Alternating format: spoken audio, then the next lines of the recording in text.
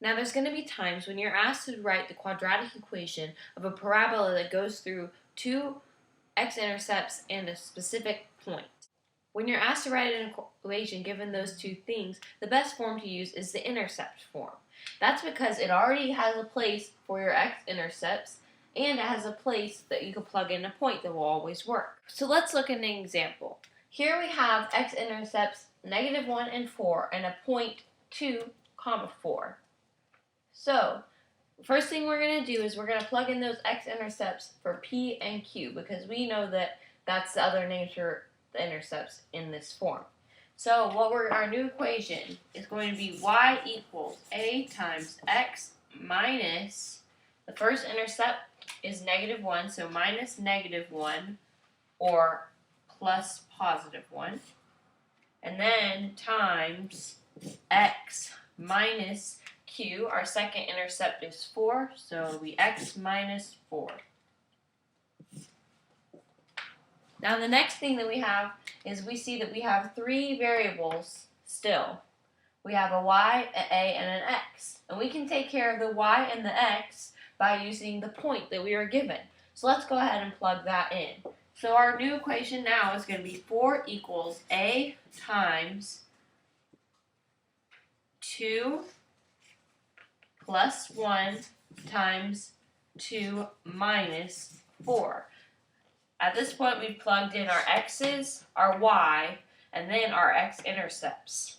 Now, all that's left is that a, and that's what we need to solve for. So the first thing we're going to do is solve inside the parentheses. So we have 4 equals a times 2 plus 1, which is 3, and then this parenthesis, 2 minus 4, which is -2.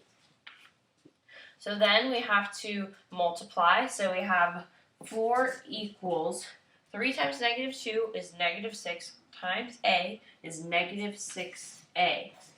Now if we want to solve for that a, we have to get it by itself. If we have -6 times a, we have to divide by -6 to get it on the other side.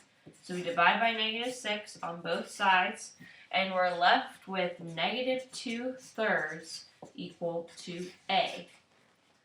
So now you see that we have the a and we have the x-intercepts, so we can go ahead and write our equation in the intercept form.